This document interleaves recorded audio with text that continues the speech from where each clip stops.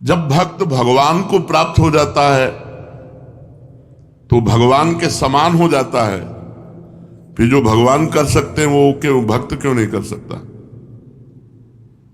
बड़ा सूक्ष्म विषय है कि अब तस्मित तज्जने भेदा भावात, भगवान और भक्त में अभेद स्थिति होती है। वो भगवान का स्वरूप हो जाता है।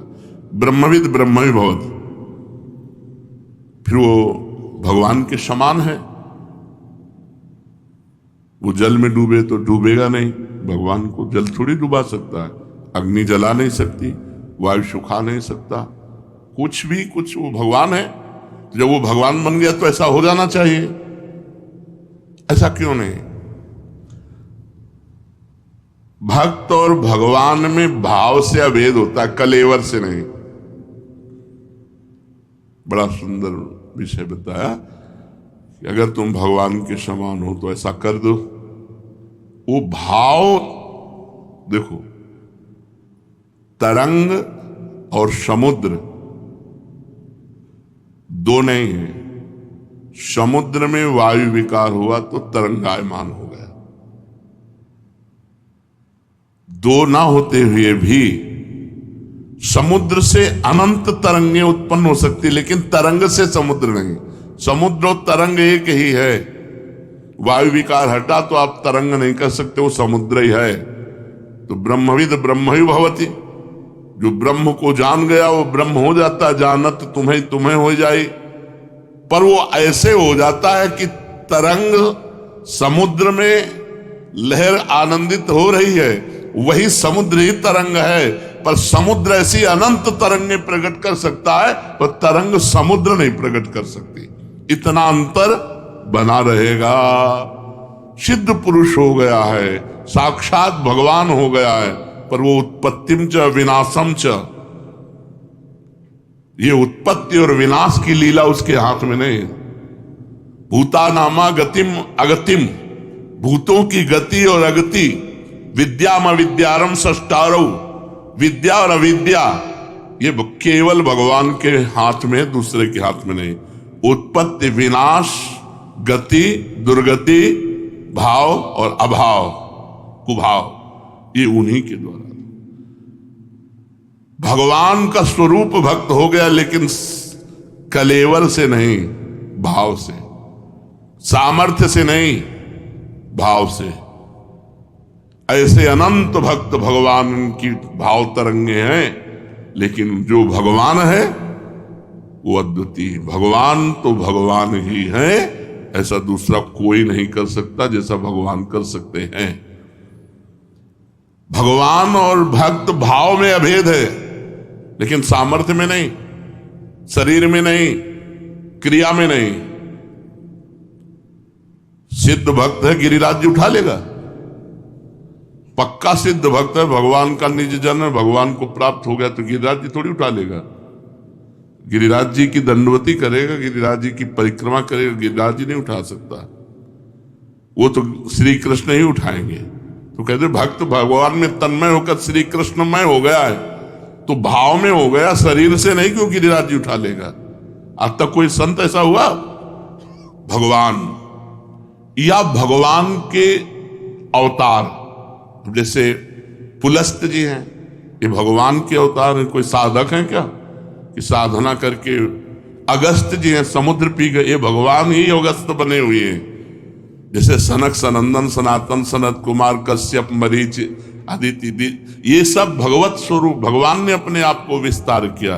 वो सामर्थ्य 5 लीटर पानी तुरंत पी के नहीं पचा सकते, समुद्र पचा गए भाई। तो अगस्त भगवान है वो। हम लोग भगवान की तरंगे हैं। माया विकार नष्ट होने पर भगवत स्वरूप ही है, पर सामर्थ्य नहीं है ऐसी। भगवान की जैसी सामर्थ्य वैसी सामर्थ्य। इसीलिए चराचर जगत के ऋषि मुनि महात्मा सब सर झुकाए भगवत स्वरूप होकर भी भगवान की जय बोलते हैं। भक्त और भगवान में अभेद होता है, पर भक्त का कलेवर और भगवान के कलेवर में अंतर होता है। भगवान की चिदानंदमयी देह और भक्त की पांच भौतिक देह। भक्त की भाषा और भगवान की भाषा में अंतर होगा।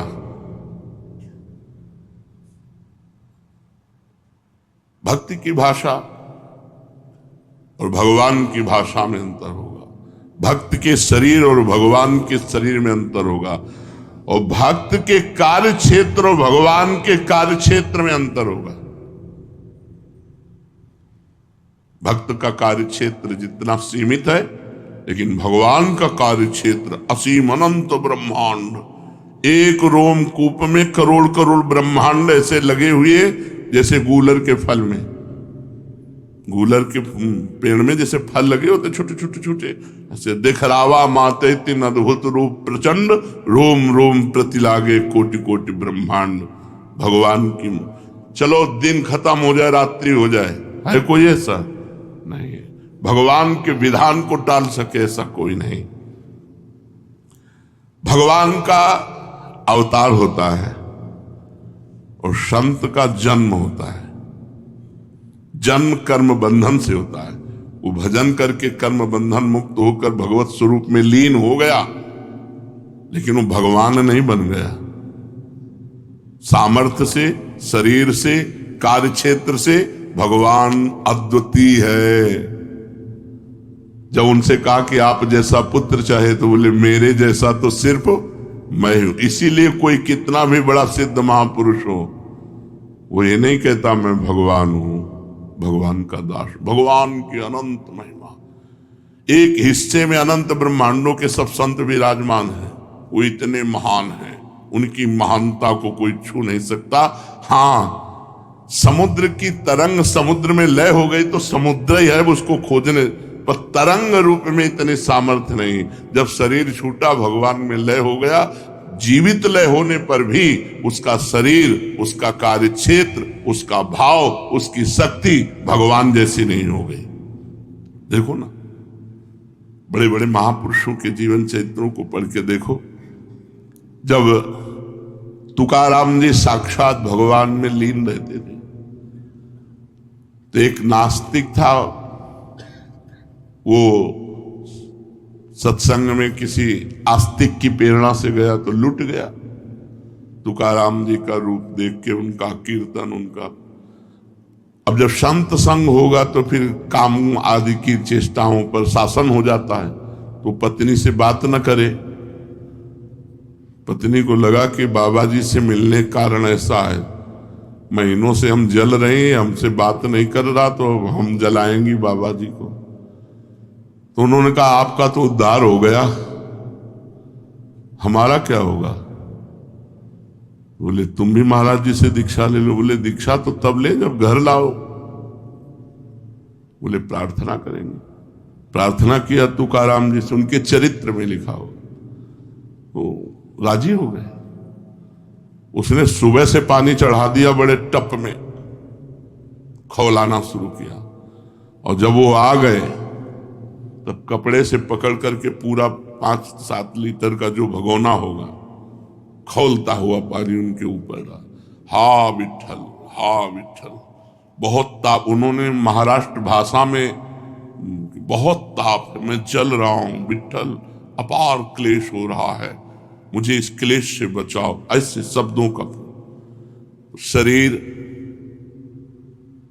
और भगवान जब ब्रजवासी और ब्रज की गौएं दावानल में फंसी, आकाश तक लपटे उठ रही थी ऐसी दावानल, पुकारा हे कृष्ण रक्षा करो, तो भगवान ने जानो क्या किया, मुंह में पी लिया। भागवत में पढ़ के देख लो। आग को अपने आकर्षण किया और पूरे मुख में विराजमान कर लिया।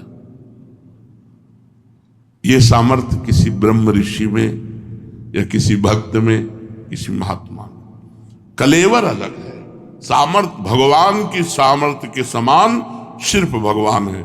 जैसे कहा जाता है तत्त्वमसि, तुम ही वही ब्रह्म हो, तो तुम वो नहीं कर सकते जो भगवान कर सकते हैं। तुम भगवान का चिंतन करके भगवान में लय होकर ब्रह्म स्वरूप हो सकते हो, ब्रह्म में ब्रह्म स्वरूप लीन हो गए, लेकिन तुम कर नहीं सकते हो जो ब्रह्म कर सकता है। ये बहुत रहस्य की बात है। भगवान का भजन करके भगवान में लीन हो सकते हो, लेकिन तुम भगवान बन के मनमानी भगवान नहीं कर, जो कर गए वो तुम नहीं कर। फिर गिरिराज जी उठाना पड़ेगा, फिर कालिया का विष पीना पड़ेगा उनकी महिमा को। तो इसीलिए यहां बहुत कार्य क्षेत्र भक्त का ही रहेगा, भगवान का कार्य क्षेत्र नहीं हो सकता। उत्पत्तिम च विनाशम च भूतानामा गतिम गतिम वेद विद्याम अविद्यारम खष्टारो भगवानेति। ये भगवान के हाथ में है। विद्या अविद्या, गति अगति और सृष्टि और प्रलय ये कोई नहीं कर सकता। तो हम किसी व्यक्ति को भगवान मानकर पूजते हैं तो क्या उचित है?